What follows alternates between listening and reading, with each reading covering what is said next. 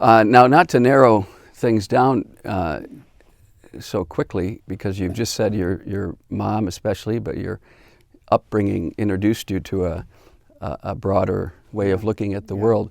But when did you first meet the Jesuits, and how did your own Jesuit vocation come about? Well, there's sort of a long one for me. First, it has two parts really. The first was me trying to deal with life as a young man, and my father was struggling with alcohol, and my auntie told me to pray every night for my father. And everybody knew me as class clown, always messing around. I wasn't malicious, but I was always having a good time instead of applying myself. But I prayed for my father for 4 years, from the time I was a freshman at night, and prayed for he'd be okay, he'd come out of it. And because we were going to die as a family if we couldn't make it. So I also, while I was doing that, I had a sense of the holy from the time I was very little and was drawn to it, and I felt it. I was a lousy altar server, sort of late in that game, but I felt really a lot when I was around, especially when we did funerals and the awareness of the holy and death. Some of the big things were touching me, and that you could reach out to others.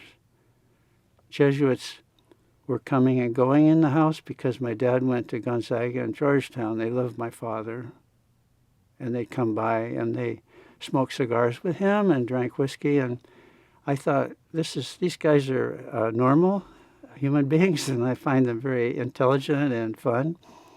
And also we had a Chinese missionary that was my dad's adopted brother, and he was a saint. He didn't drink or smoke cigars, and he came from China once in a while, and he was a mystical being, speaking Mandarin and writing in Mandarin, and the history of China and Catholicism. So I saw that whole range of Jesuits, and then I went to high school, and I met Jesuit teachers then. It was small Jesuit school, and I liked the young guys because they were virile and fun and always disciplining me all the time, which was sort of a game. And but a lot of them realized that's the way I am. So I had a good feeling for Jesuits. When I was interviewed to enter the Jesuits, I was asked that, have you thought of other religious orders? And I said, what religious orders? I grew up in Dawson Parish, but I didn't know any other religious orders. So there was only one, as far as I was concerned. And they okay, But on that's the Jesuit connection. And they were touching me, even though I was messing around all the time and they didn't think I was serious at all. I was praying for my father at night. And I'd say a rosary and prayer book prayers that my auntie gave me every night. And I also asked, what do you want me to do? Because I thought I was being drawn to something, and nobody knew about that side of me. My family didn't know, nor my buddies or anybody. But I could feel it inside. So I knew something was brewing, and I asked for my dad's freedom. And I asked to know what I was supposed to do. Was I supposed to join the Jesuits or not? And I got an answer to both of those. Mm-hmm. Yeah. And your dad's freedom came eventually. Yeah, my daddy, we had a terribly tough encounter, and my dad quit for us. Mm-hmm. Said, I quit for you. Mm-hmm. Yeah. Mm-hmm. And then I'd gone on a retreat in Portland with my guys, my class, and they brought a lot of beer and a lot of cards, and they were just going to mess around the whole time, and that was what I was known for anyway. But I felt something going down there, and then I got into the first talk, and I saw the Jesuit come out, sitting down, handsome guy, I'd never seen him before. And he started talking. I'd been to many Jesuit retreats where they just scare the hell out of you, you know, to try to make you shape up. And he started out really differently and just was stressing how much Jesus loved you, each person, you know, and what he was willing to suffer for, to show you. And that's when I had my first really powerful vision, and it was so strong, it knocked me down to the floor, and I was weeping. And I didn't know, it felt like somebody had run a lance through my chest. It was all love. The love was so strong. And I just stayed on the floor and waited for everybody to leave. And the guys thought I was messing around. But I didn't care, because I'd seen him, and he was telling me something.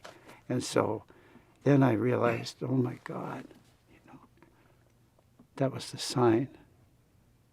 If I'm loved that much, then I want to give back. I want to give back. Yeah.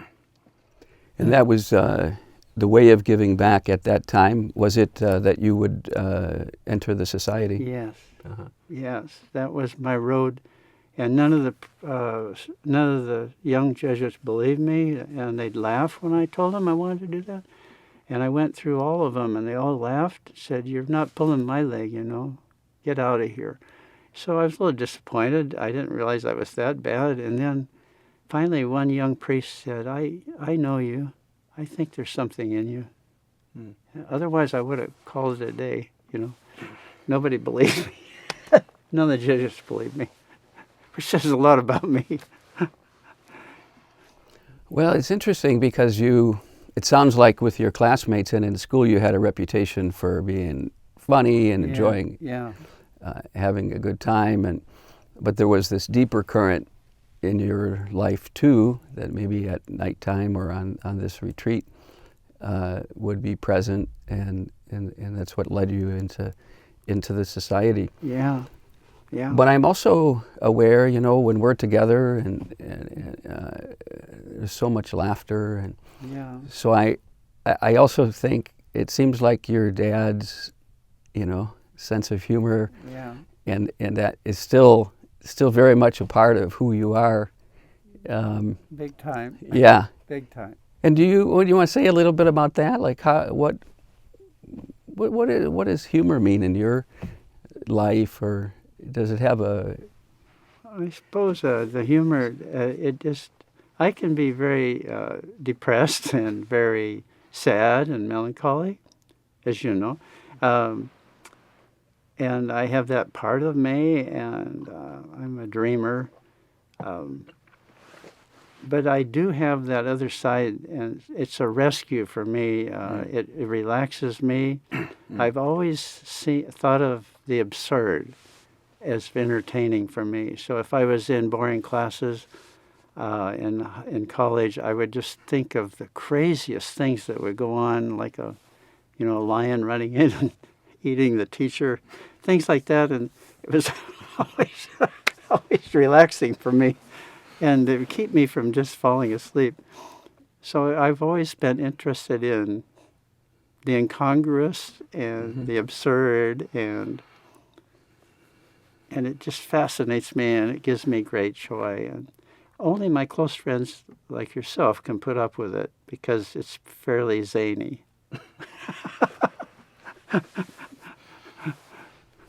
It's wonderful. Well, it's wonderful. Thank you. And it helps me to lighten up, as well. Yeah.